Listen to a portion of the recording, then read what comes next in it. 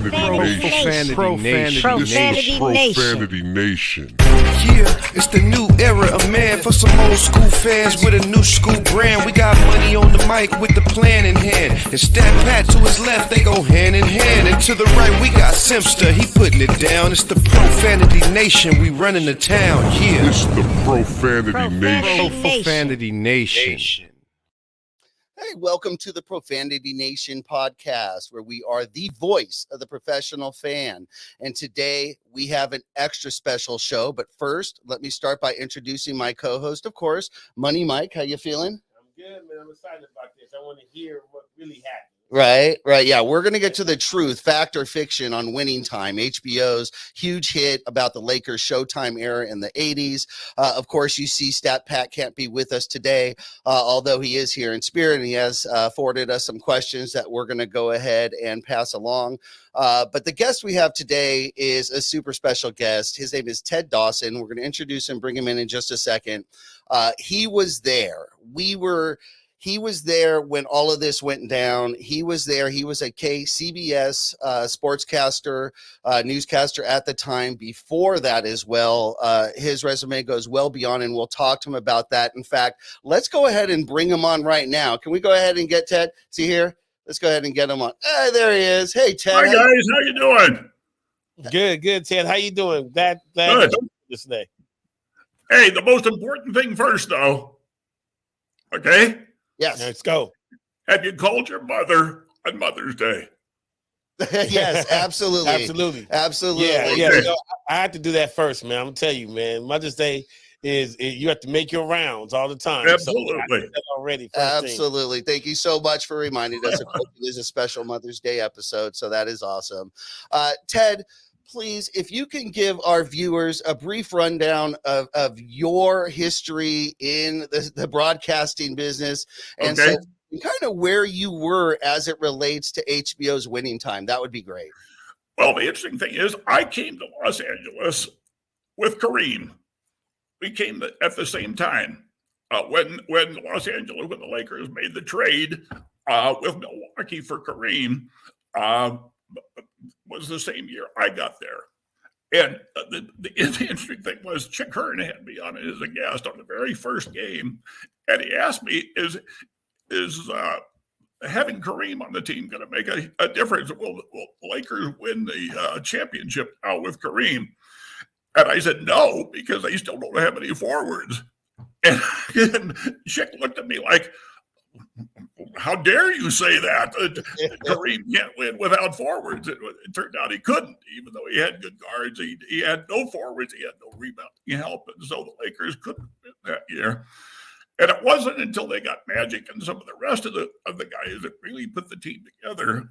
And of course, Jerry Buss didn't own the team then. So that was a huge difference. And when Jerry Buss bought the team, that made a huge difference also. But the way they portray it on HBO is just total BS. Jerry Buss was not that kind of guy. He was a very intelligent guy. He was a chemistry professor. He made his money selling chemical engineering type things. And then in real estate, that's how he made his money. He wasn't the big buffoon that was just interested in going to bed with young girls that HBO makes him out to be. And certainly the players weren't just the non-dimensional characters that HBO makes them out to be. Okay, well, yeah. So, I mean, look, I love Jerry Buss, everything he did. I love that he was definitely a visionary. But, I mean, for a regular fan that would kind of be part-time Laker, history. We saw Jerry, we knew he hang around Hef, and we knew that he always had when he was playing poker, he always had beautiful women around him. So, are you saying that it's on a scale of 1 to 10, it probably was a 2, but in this Winning Time, they have it at a 10? Oh, it's just way overblown. I mean, yes, he was with some young girls, but basically it was because they wanted to be around him. But he had very mature, beautiful women around him, And he also was a man's man. He liked to be around men, liked to be around guys. Uh-huh. So, and HBO is, I mean, it's just so Hollywood. It's just awful. And the way they portray Kareem is criminal. If I was Kareem, I'd sue him. It sounds like most of the players, of course, Magic has already come out and been outspoken that he's not watching it. And essentially it's not a correct portrayal, even though he hasn't seen it. But I guess how can it be, depending on, of course, who they spoke to at the time, which is why we have you on here. One of the people that you brought up in particular was Chick Hearn. And they just kind of got into Chick Hearn and showing Chick with Pat Riley and interacting at the time. And again, it shows Chick is a very animated, somewhat aggressive, broadcaster. True. Okay, that one is true. Chick was the kind of guy that would tell the director how to direct the game. Okay. See, a lot of people don't know that Chick did the play-by-play for both radio and television. So while he was doing the radio play-by-play, he was telling the TV cameras what to shoot. Which I thought was kind of unprofessional, quite frankly. But I was a big fan of Chick's play-by-play ability, but I was not a fan of the man.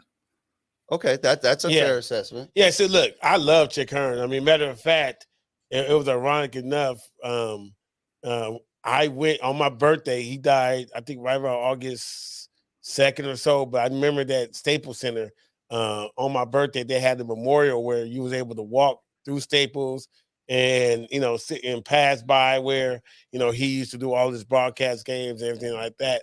Right. And to me, my impression of him was always just a fun, loving guy. You know what I mean? Like, he came in, seemed like he would be really nice. You loved all of his sayings, the slam dunk, refrigerator. You looked into all that stuff. I watched the majority. I watched him was with Stu. And their interaction. So I just always knew him to be like a really, really fun guy. But I did know he did used to coach. He did used to be a GM. He did navigate himself in other roles, which I thought was interesting. Yes. He became a play-by-play announcer. But did you realize that Pat Riley was his color man? Did you know that? Yeah. I knew that. I you know what? I kind of, I was born in 75, so I really got in right around like maybe 80, right around the first, championship, 7, 8 years old, 82 was probably right around there. But I think they had already, Pat Riley was a coach by then, and when I really, really got into, being a Laker fan. But yeah, he just seemed to me like really fun loving. But I can imagine when you have a role as, play-by-play versus being a coach or a GM, your demeanor has to be. You're more of an authority figure in like coaching a GM, and so I could maybe his personality changed from one position to another. What do you think? You didn't cross Chick Hearn. Okay, that was if you crossed Chick Hearn, you were off the list. You're off that. Yeah, you don't mess around. Wow. You don't mess around. Now, one of the things also, we're still on HBO's Winning Time here with our guest, Ted Dawson. And, one of the things that stood out to me and actually gave me the thought of having you on the show right away was you actually made a post in regards to the way the show was portraying Jerry West as well. You had several interactions with Jerry West. Go ahead and tell us some of your history with Jerry West, where that goes back to, and then how that relates to your disagreement with Winning Time's portrayal. Well, I don't know that I had a whole lot of interaction with him. I mean, I certainly knew him and we were friends and we did things, but Jerry was always a consultant. He was never going to be a coach. And a lot of people don't know what happened the day Pat Riley became a coach. And that, of course, after the accident and all that sort of thing, they held this big press conference. We were all there, all the cameras, all the newspaper guys, all this kind of stuff. And Jerry Buss comes out and says, we met make a change. And our new coach is Jerry West. And Jerry says, but no, it's not. I mean, that's what happened. No, it's not. I'm not the coach. That's not what we. Oh, that's right. Pat Riley is the coach. Do you think what that was happened. on purpose? You did that on purpose for a joke? No, not at all. Oh, Not a wow. joke. But So, it ended up being West End, though, right? Like, No, I'm it- sorry. oh, you talking about after? after. Okay. You talking about So are you saying that was the moment that Pat Riley found out he was going to be the coach? I don't know if that's the time he found out, but that's what was announced at the press conference. Wow, that's interesting. Another question. No, Pat was one of the most knowledgeable guys I ever met. He was really, really smart. Yeah, they haven't, at least on the show yet, they haven't, or maybe they have at this point, gotten into the Pat Riley a little bit deeper. But the whole dynamics, like you said, behind the team, of course, they build it up a little bit for TV and so forth. But let's get into the players a little bit here. You're talking about Kareem, first off. Of course, your career, and at least arriving in LA paired with Kareem's arrival. Right. What would you say is different? He seems, most of the rumors or details about Kareem is that he has been a little bit standoffish against media and so forth. You know why?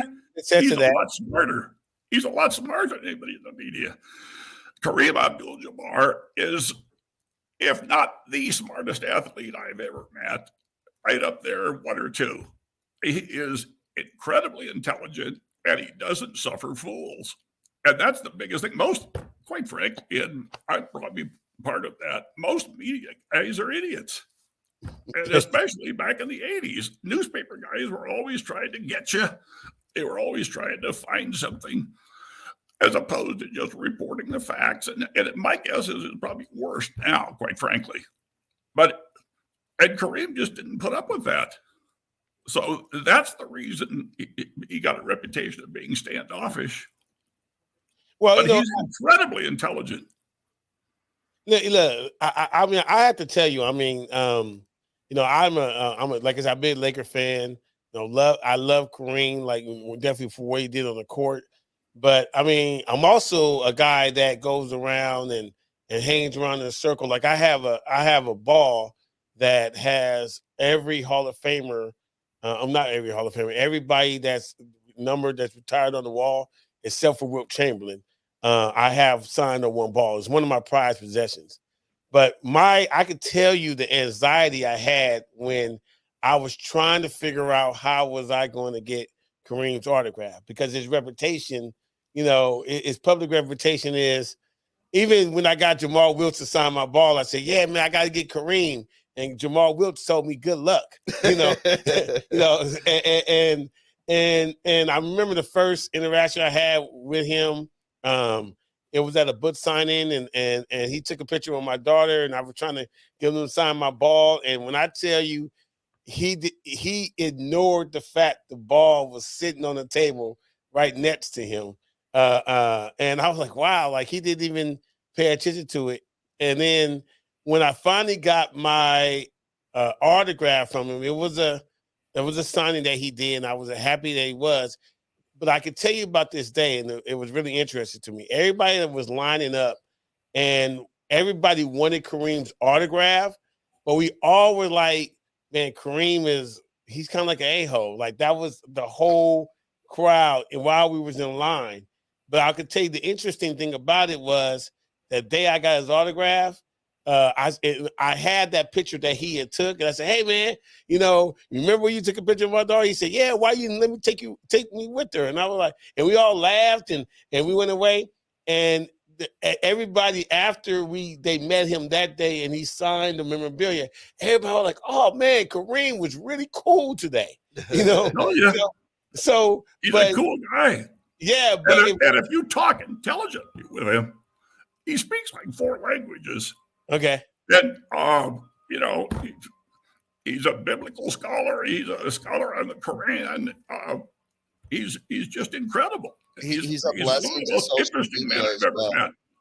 He really is. He's a blessing to social media because he'll put out very poignant posts here and there. on subject matters that need a voice, and he's always seems to be there for that. So Yeah. he's a very powerful voice, and when he speaks, Hey, you mentioned Jamal Wilkes. You know what made him unique in the NBA? what's that? You don't know? Well, I want to hear you. I know we called him Silk. He was smooth, but I want to hear why you said it. That didn't make him unique. There were a lot of people who were smooth. Jamal Wilkes was the only virgin in the NBA. Oh, okay. True story. And that preceded him. Everyone knew that at the time, of Right. course. Yeah. Oh Wow. my goodness, the good old days. That's really interesting. Yeah, especially Very Christian, very strong Christian, very mother on top of him the whole time, making sure he lived a proper life, make sure he took care of his money and all the things he was supposed to do. So you're telling me you couldn't catch him at the Forum Club then? Well, No, he wouldn't be at the Forum Club. that's another thing. The Forum Club wasn't the Playboy Club that they make it out to be. Oh, it wasn't. Okay.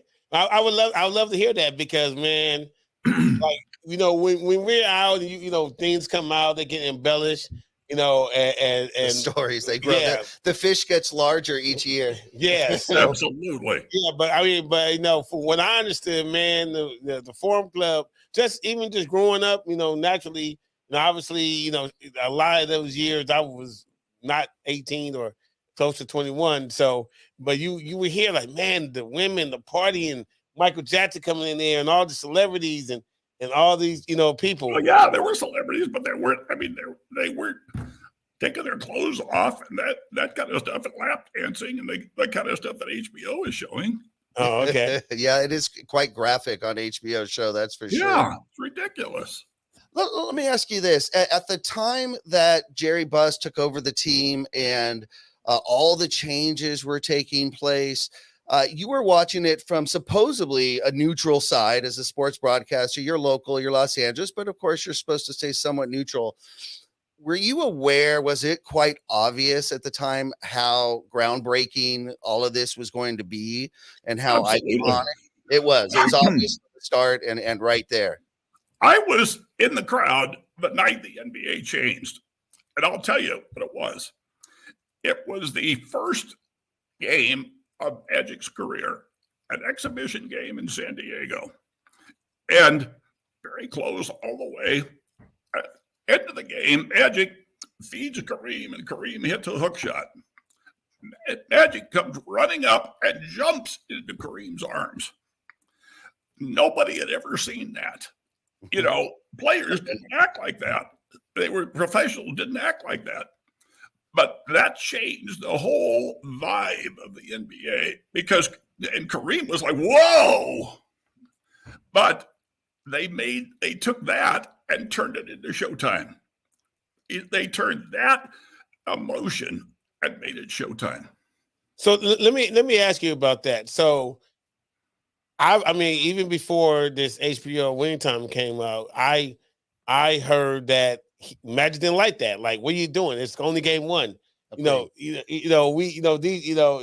we saw it. Kareem didn't like it. Yeah, You're saying Kareem didn't like it. My fault. Yeah, Kareem didn't like it. So I heard that before we watched it on Winning Time. You know what I mean? So how accurate was the story that he was like, look, man, you're Rook. It's only one game.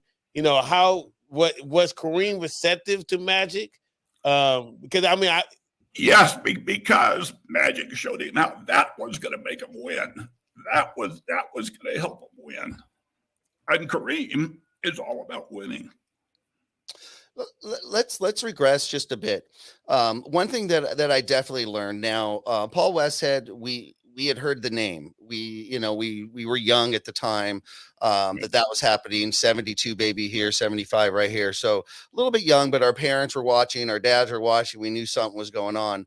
But really, it would appear that the first architect of Showtime is definitely, if I'm right, Jack McKinney, who we really, even as well experienced and established Laker fans, didn't know as much about. Now that it seems like is the portrayal and his influence on this team. Would you call that accurate so far, at least? Absolutely. Okay, great. Absolutely accurate. Okay, great. Yes. Because it's very interesting the way they portrayed that. Yeah, because that's the thing. Like I started Googling, like who is Jack McKinney? Like I've heard the name, but because I knew it was Paul Westhead that won the first championship, and I knew he got replaced by Pat Riley, but I didn't know McKinney was even a part of it. So that's why that gets us the thing to be able to Google to find out like, oh, he was the one that got him to be running, and then it seemed like Pat Riley just kind of perfected it, afterwards. And McKinney was the one that made Magic, that showed Magic how to play every position. Mm-hmm. Right. Yeah. He was very smart. Let's go. We're going to kind of as we go through the story and winning time. We're talking about the different we'll call them characters for lack of a better word. Paul Westhead. We brought up his name. Now they've really made him out to look extremely unconfident, extremely almost phobic to coach a team on his own. I'd love to hear your take on that. Ridiculous. Absolutely ridiculous. He and Magic didn't get along because Westhead tried to slow it down a little bit and that was part of the problem. That he and Magic weren't on the same page, but he was a very confident guy, very, very good coach, very good guy. So that's another one that they're just tearing apart unnecessarily. Okay, well, let's go into Magic and Nixon. I know, how upset was Nixon. He was basically the man. And Magic came in there and took over his spot, and was there that type of friction? Was it accurate, or was it just, this is just what happens when a new guy comes to town? No, Nixon always knew his role. That's one of the things about the Lakers. They all knew their roles, every one of them. Okay. I mean, Cooper was a great player, but he knew he came off the bench. Yeah. The forwards knew where they were supposed to be. They played as a team. And they all knew and accepted their roles. That's what made it so special. Absolutely. Nixon was a great guy. Yeah, because they make him out like, he jealous. He was jealous and he was going to show him. And they had the game at the Playboy Mansion, I think. And so none of that, to your knowledge, never really happened. I don't know. They may have had a game at the Playboy Mansion. I used to go to parties there all the time, but I never saw a game there. That may have been. I don't know. There were other things going on, though. Definitely. Yeah. Those were great parties. Yeah. Everybody had to show up in nightwear. That is awesome. Oh, wow. Yeah.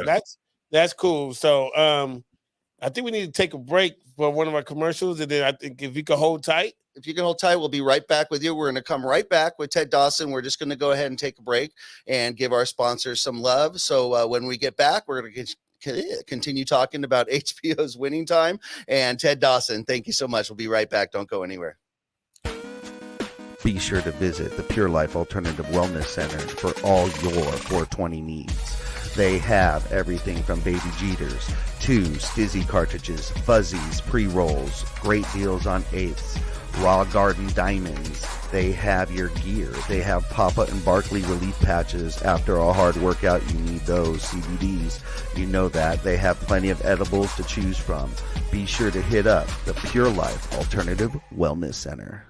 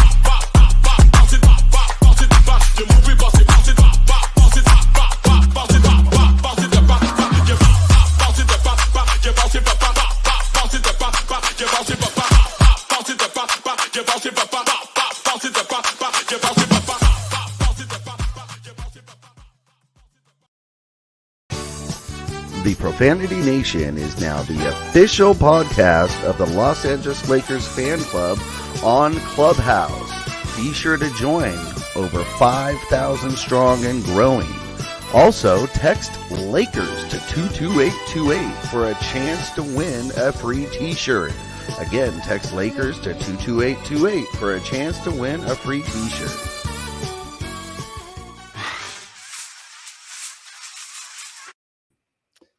You guys for sticking around. This is the Profanity Nation podcast. Again, we are the voice of the professional fan. And today we are joined here by a very special guest, Ted Dawson, and we are breaking down the myth, fact, or fiction, HBO's Winning Time. Let's just get right back into it, Ted. Well, first of all, you know what's amazing, guys? I just noticed your commercial for your studio there. Yes. You have better equipment than we used to have at ABC. Oh, awesome. Well, thank you very much. We tried. I really appreciate it, but you guys got a lot done with that equipment. And we're trying to do the same here, but yeah, you guys really accomplished a lot in those days. That's for sure. You know what? In fact, let's go ahead and talk a little bit more about your career, and then we'll get back into Winning Time, please, because you've sent some photos, and they're going to be shown here in a bit. But bring us through a little bit. Some of the pictures that we have here, if I see correctly, is that with Mr. Vince Lombardi? Yeah, I was actually did the post-game interviews for CBS for the very first Super Bowl game in 1967. It was kind of a quirk. I was a sportscaster in Reno, Nevada, and the NFL, as maybe you know, could not sell out the game, and they didn't want to make it look like it was an empty stadium, so they invited anybody with a Kodak camera and a recognizable heartbeat to come to the game and cover it. So my boss and I, our news director, we flew down to cover the game, and I was sitting next to the 49er broadcaster, the San Francisco 49er broadcaster. And after the game, he asked me if I'd like to go into the dressing room. I said, sure. So I got in there, and there was such a crush, and Vince Lombardi wouldn't let you in. So he didn't care who you were, but nobody got into the dressing room. But Pat Summerall, the CBS announcer, was stuck outside way behind this massive group of press guys. So Lombardi opens the door. We all come in. I happened to be standing right next to Lombardi. Summerall couldn't come in. So somebody from CBS handed me the mic and told me to do the post-game interviews. So Wow. I ended up doing the post-game interviews on the first Super Bowl. That is so incredible. And you didn't work for CBS, right? You worked for a whole. I worked for a CBS station in Reno. So you were an affiliate. Oh, okay, so at least you were an affiliate. Yeah. Right. So you. That's awesome. But you were at the right place at the right time. So you got the questions, and man, that's amazing. And now we see where the NFL's gone, and you were there at the beginning. How does that feel though? Like, obviously we had it out here in LA. I actually had the opportunity to work the halftime show. I saw major production, fanfare. They made us put tape all over our cameras and nothing could get leaked out. And it was almost on tape delay when you did it, huh? There was a high school band was the halftime entertainment. Wow. That is so incredible. Wow. Yeah. So it wasn't even sold out, right? It was at the college. No, it was not sold out. Was the game entertaining at least? Oh, yeah. It was very entertaining. Yeah. Sure. Okay. Gotcha. And Green Bay in Kansas City. Yeah. That did wonders for the league. Absolutely. Right. And then it wasn't called the Super Bowl. What did they call it at that point? The AFL NFL Championship. Okay. Oh. It wasn't until year 3 that they called it the Super Bowl. And a sports writer in Los Angeles is the first guy who called it the Super Bowl. Coined the term Super Bowl. That's awesome. Yeah. Wow. Yeah. That's amazing. That's amazing history because I didn't know anything about that at all. But I know you've had a whole lot of interactions with Muhammad Ali and other players, right? People. I'm sorry. I know you've interviewed many great people like also in your career in broadcasting. such Yeah, as I actually broadcast the first fight that Ali did after he was suspended against Jerry Quarry. Yeah. So I got to do that, and I got to do a lot of Ali fights because, first of all, he and I were friends, and he was another one that I really enjoyed being around. A guy who was very knowledgeable and just fun, just really fun to be around. really fun. Did you have interactions at all with Wilt Chamberlain? I did. I'll tell you an interesting story. I'm from Kansas. I grew up on a farm in Kansas, and I got to meet Wilt when he was at the University of Kansas. So my dad took me up, and I was just a little guy, about 9 years old, and Wilt lifted me up and let me dunk a ball. Oh, wow. That's incredible. And then, of course, we hung out a little in Los Angeles, but he was in a little different crowd than I was. I was a happily married man with children. Understand. Yeah. We know what he said. You know, you would imagine it's probably true with how many with what he portrayed. 20,000. Yeah. I tried to do wouldn't the be math on that. I surprised. got too exhausted. I was like, oh, I can't do it. That was just too much to even try and do the math. So Yeah. I don't know how that happened, but yeah, the stories about Wilt that we hear from people, just from the, that's one of the luxuries of the show. We get to communicate with people just like yourself and hear these stories from people that were there. It just seems like Wilt was just a outrageous character, but an extremely nice guy. Extremely Very nice guy and strong. Oh my goodness. He was incredibly strong. There was a guy named Perry O'Brien who was an Olympic shot putter who was also from Kansas. And Wilt could actually arm wrestle him. That's how strong he was. Wow. Yeah, I think one of my favorite stories is by your buddy Roy Firestone, when he talks about how he came in, did an interview with Roy, and then he said, I got to get something for my time. So he picked up a TV, put it on the shoulder, and just walked out, and I, now thinking of that, these little flat screen TVs, but I remember those picture tube TVs probably needed two people to pick those up. So the idea of him taking it and putting it on the shoulder is just so funny, hilarious to me. I'll tell you a story about Roy Firestone. Roy was my weekend sportscaster when I was at CBS. Okay. And he had come from Miami. And one of his first stories was Casey Stengel's funeral. And after Casey had died, and he lived in Glendale, California. So he goes out to cover the funeral, and we never see him again. Roy never comes back with a story. And finally, the next day, he shows up, and he has a fantastic story. But, in the news business, you're supposed to have it on that day. So the always said about Roy is,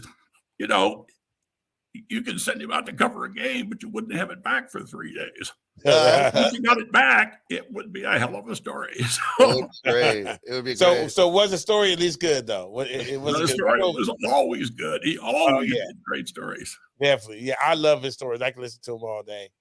Yeah. Now I remember, my memories growing up, hearing in the background were ABC's Wide World of Sports. That was just, it would play all weekend. It would bounce from sport to sport to sport. Did you ever have any interaction with that? Oh yeah, I did the up close and personal stories. There you go. So that probably took you all over the place, and you met people from all sorts of athletes from every different sport, because that was really amazing. I did. The thrill of victory and the agony of defeat. Yep. The agony of defeat guy was actually from Yugoslavia. And he was a guy that I met during the 1984 Olympic Games. And it turns out he wasn't even hurt. In fact, competed the next day. Oh wow. Even though it looked like a terrible accident, he wasn't even hurt. Yeah, that's that is seared in our minds as children. That is a core memory, the agony of defeat, and you see him just spinning and cartwheeling on skis. To anybody of a younger generation, go YouTube the agony of defeat. Right. So let me ask you about that. How did he feel about him being a commercial? I know they. Well, I mean, I never really talked to him because he spoke Yugoslavian, but Oh, okay. he He's was, infamous. he was a happy guy, and he seemed fine. He seemed fine. Exactly. That's funny because I remember that, like, it was like, oh, ooh, you know, He competed next day. Yeah, that was great stuff. How do you feel, going back to the ABC wide world of sports, how do you feel sports coverage has changed? And we'll just say, has it changed? And if so, do you kind of like the way that it's evolved? What are your thoughts on that? I'm not a big fan of ESPN. I think they're way too opinionated. To me, opinions should be on shows like this, where not just so-called experts get to make all the commentary. It ought to be a chance to show sports instead of all the political stuff. Interestingly enough, I was offered the very first anchor job on ESPN. I was going to be the host for Sports Center, and I said, "There's no way I'm going to go to a cable station. I'm not going to leave LA for a cable show. It's going to last a year, and I'll be out of work." So it shows how much I know. Oh, that's okay. Everyone's still getting over the Magic Johnson passing on Nike and taking Converse. Right. so I think that's the biggest blunder. And what Shaq said, nobody drinks coffee when Starbucks approached him, right? Yeah. Everybody's entitled to one, right? Yeah, exactly. So, getting back now to Winning Time and Lakers, if we could, let's get right back to Magic Johnson. As a matter of fact, Winning Time does show the relationship that Magic Johnson and Jerry Buss shared, and it did seem that it was quite close. It was very close. It was almost a father-son relationship there. And it seems to me that would lend credence to your opinion and your thoughts that Jerry Buss wasn't just out there womanizing and this and that, didn't know what he was doing. It would appear that he actually helped guide and shape Magic's business career, at least quite a bit. No question about it. I'll tell you another thing. Magic became the head of the team. Everybody knew that Magic was the guy. He was the guy that ran the team. But Magic was smart enough to always include everything. So if we would go in for post-game news conferences or interviews or stuff, Magic would always make sure we talked to Kareem first. He would always point towards Kareem, that it was Kareem's team. And Magic was very smart like that. He was very aware on how to keep the egos, I guess, in place and how to resolve those. No, I have another question too about Winning Time, which they're portraying. I mean, we obviously know Jerry Buss had kids. Jimmy and Jesse and all these other, but they're only highlighting Jeannie.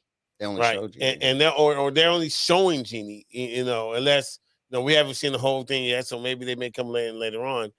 But I felt that to be kind of strange, because I know that his other sons were involved, and they actually had they had a hockey team. It's like, they were all, it seemed like that I feel my perception prior to this, that all of his children were around.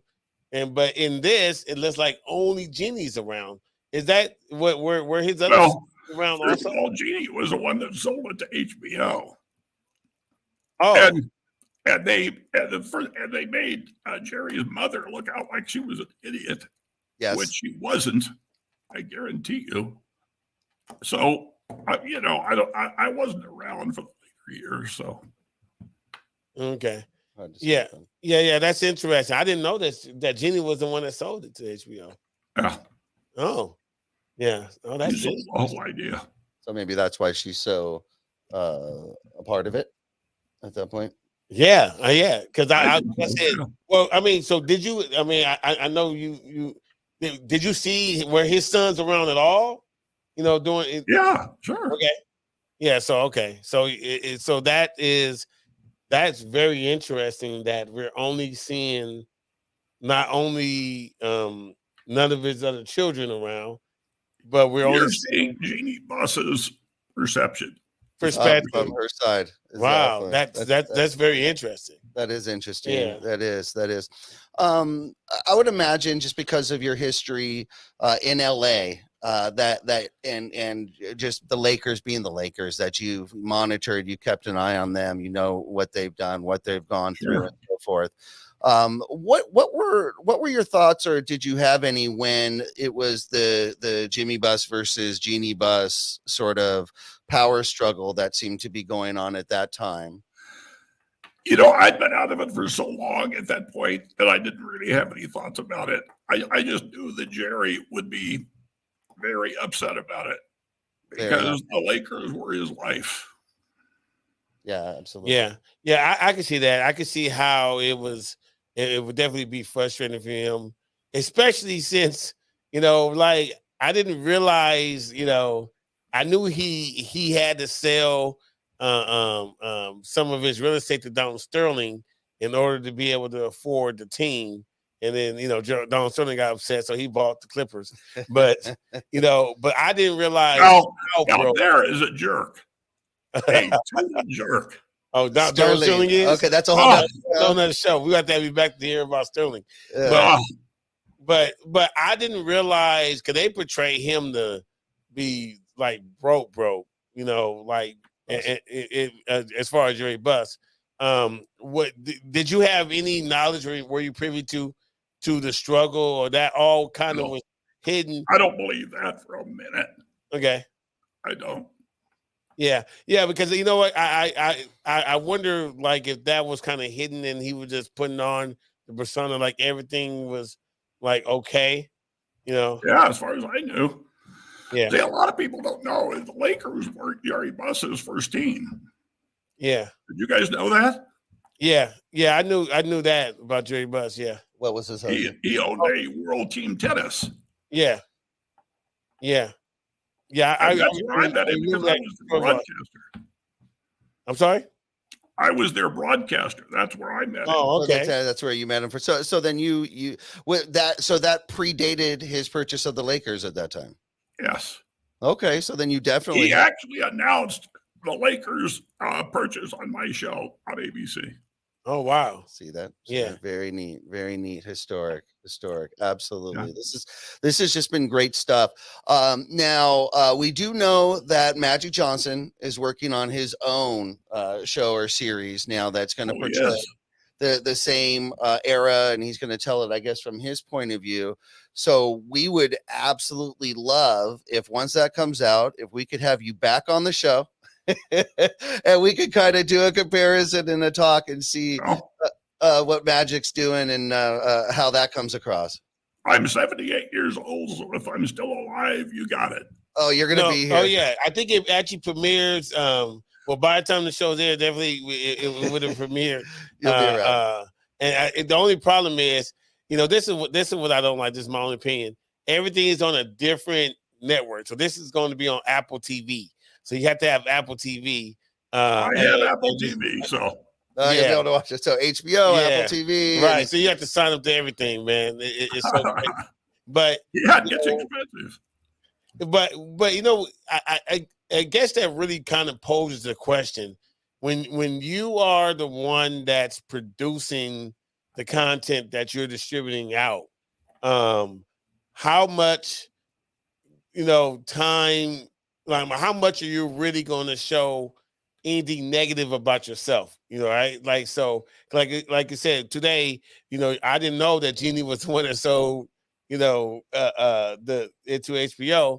So I see how Jeannie is. She's marvelous. She's there and she's behind the scenes, and she's innocent, and she just throws out the idea and it gets ignored. But then that's the greatest idea that she has, and and so they not showing anything negative about Genie. Not that I say that there is anything negative to show, but I wonder, is that going to be the same thing like with Magic? Like, is Magic going? How much is he going to reveal about himself? Just not to bash him, obviously, but everybody has flaws. So Well, I mean, Magic's life has been way past the Lakers. I mean, the Right. things Magic has done are incredible, and way more than the championships he won. Look at what he's done for parts of Los Angeles. Yeah, absolutely. Yep. His involvement in the Dodgers, other teams now, everything in LA. Absolutely. The theaters, so much. Yeah. And imagine, look, now he's a guy, that, listen, if you see him on the street and it's 20 people that wants to say hi to him, high five him, shake his hand, get an autograph, he's gonna wait behind, and sign everybody. Yeah, and so It was always that way. Yeah, I mean, but that's just him. And what I've learned, even like I said, even the story where I told you about Kareem and the other different players I've seen, they all have a right to have their own personality and don't have to be as friendly as like Magic would be versus like Kareem or Jamal Wilch is cool. I think James Worthy. Nobody talks about James Worthy. He was an incredible player. Yeah. Oh yeah, I love Worthy. He was like one of my second favorite players too on during the Showtime era, because I mean, that first step, man, nobody could get past him at the time, man. And who's the guy? Alzheimer's is a bear, but that played the white guy that played forward. Oh, Kurt Rambis. Kurt Rambis, yeah, you're the guy who knew his place. I mean, he couldn't score in an empty gym, but he was defense. I saw him. Oh, I mean, he destroyed Celtics one night, but rebounding and protecting Kareem, he was awesome. He was just an incredible player.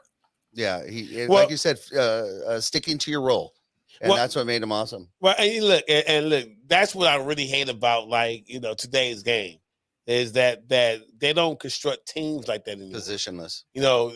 They construct teams. I call them name brand players. They want to get a whole lot of name brand players versus getting players that know how to, play their role. Like, so we already have a ball handler, so let's get somebody who can shoot. Okay, great. We already have somebody that can shoot. Let's get somebody who can rebound. Like the construction of teams back in the 80s and the 90s was way better than it is now. Now we just kind of just throw everything together and hope it works and sticks. So look how bad the ratings are. Look how the ratings have tanked since they did that.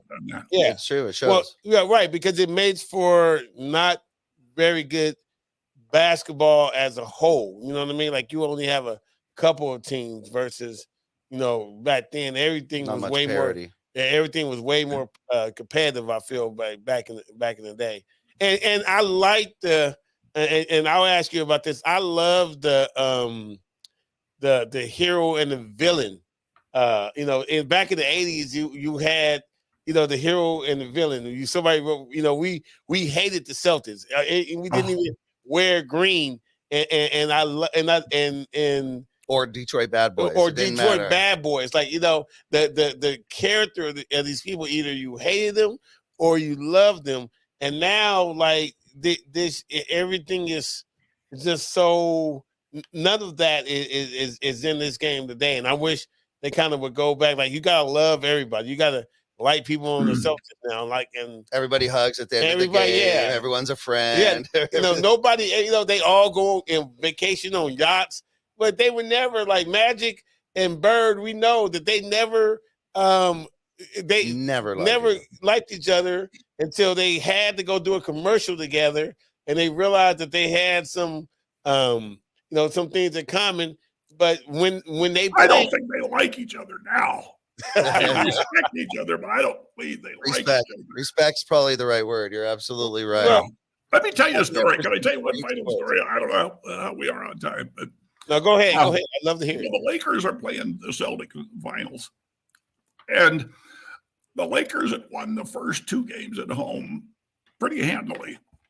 And so we're all talking about a 4-game sweep and all this sort of thing. So we all go back to Boston, and I was not a network broadcaster. I was just covering it for KABC TV at the time. So they put all of us local broadcasters, on a little kind of a crow's nest sort of thing. You had to get down on your knees and crawl through this space under the stands and go onto this crow's nest that was about maybe 50 feet above the court. Okay, so we were in there, and Jack Nicholson was in there with us. So we're all, Nicholson was yelling, waving at everybody, 4 straight, all this kind of stuff. So now the Celtics win by like 30. I mean, they just crushed the Lakers. And afterwards, the whole crowd is giving Nicholson the finger and yelling every cuss word you could hear. Nicholson turns around and drops his pants. Oh, wow. And moons all the Celtics. And you'd have thought we were going to, I didn't think we were going to get out alive. Because we had to crawl through the crowd. I mean, it was unbelievable trying to get out of there. I love that story. That is so. You know what? That is perfect to end with. Well, I want to ask one more Oh question. my goodness! Okay, one more. I got to ask you about Red Auerbach. Was he as much of a hated person as we feel? I think so. Yeah, I didn't know him real well, but yeah, everything I heard. Yeah, because I love obviously the progressiveness that he brought into the game. With me bringing Bill Russell and play like that. But I just, him smoking a cigar on, when the Celtics would win. That arrogance just drove me crazy. It would drive me crazy now if I watch old videos. But I know you say they know him very well, but he was that arrogant, huh? See, in those days, I mean, guys would smoke at halftime. They'd be drinking at half. It was nowhere near the kind of shape they're in now. So it's way different. I know. Yet injuries are up these days. That's the crazy thing. That's what I don't understand so much. Well, because guys are so much bigger. That too. They carry much more weight. That's what we talk about here a lot. As a matter of fact. Again, Ted, thank you so much for joining us here on the Profanity. Hey, thank you. Happy Mother's Day. This has been amazing. Thank you. I hope you enjoy the rest of your Mother's Day. Money Mike, Jeff Sims, Stat Pat, who couldn't be with us today, but is here in spirit, had some questions. We all thank you so much. Thank you, Ted. As soon as the Magic... Hey, I want to be paid for my time, so I'm going to pick up a TV and walk out with it. See, that's fair. That's it. You had to tell him that story. Yeah. You know what? You had to tell him that story. Hey, we have about 4 or 5 of them, man. Pick one. You can have it. Yeah. We'll definitely send you a shirt. Okay. Yeah. There you go. Thank you, guys. We'll see some Profane Nation memorabilia. You'll wear some gear. God bless. Definitely, I want to watch the Magic. I want to see what your thoughts are about that. Because it's really, really interesting. You obviously got to glamorize stuff, but you want to be as close to the truth as possible. So, thank you for all the insight that you gave us today. We thank you so much, Ted. Thank you again. Thank you, guys. God bless. Yeah, God bless you. You have a good one. Thank you, Ted. Bye-bye. Right. Bye-bye. All right. That was excellent, man. That was so Ted Dawson bringing it as it is. He was there. Yeah. Telling us the truth, telling us that a lot of it it's just not real. It's overblown. It's exaggerated for Jeannie. I didn't know Jeannie sold it. So I did not know that. Well, because we were talking about like where are the Suns. Well, now I know why the Suns aren't there, right? And why she's being portrayed as she is. Yeah. Which is listen, I love Jeannie Buss. Don't get me wrong about that, but I just like the truth, and I love how he said it wasn't as it wasn't that wild. He said it was wild, but it wasn't that wild in the Forum Club. So they've blown it up a little bit. Norm Nixon didn't play basketball with Magic at the Playboy Magic. Maybe it did. Maybe it did. but maybe it wasn't. But in the end, the blessing of the talent of that squad was, as Ted brought it, was that each player knew their role, stuck to their role, and did it with 110%. And that resulted in Showtime Lakers. That resulted in championships and the history that we now know and love, and just brought us to the point where we were finally able to, with those added up, finally able to tie the Boston Celtics at 17 championships. Yeah, thank you, Frank Vogel, who no longer with the Lakers. No longer with the Lakers, but that's okay. I'm gonna give you. Frank Vogel the credit though. Good. Yeah. Shout out to Frank Vogel. Thanks, dog. We appreciate it. All right, everybody. So this has been a great Mother's Day. We're going to go ahead and keep you up to date with everything else. You know where to find us. This is the Profanity Nation podcast. We're live every Sunday night starting 8:30 p.m. You can find us on YouTube and Facebook, and you know how to follow us as to what's going on Instagram and so forth. But right now, what we want you to do is we want you to go say hi to your mom, give her a kiss, even if you already did. Say Happy Mother's Day from the Profanity Nation podcast. And we'll be talking to you later. Happy Mother's Day, everybody. Have a good one.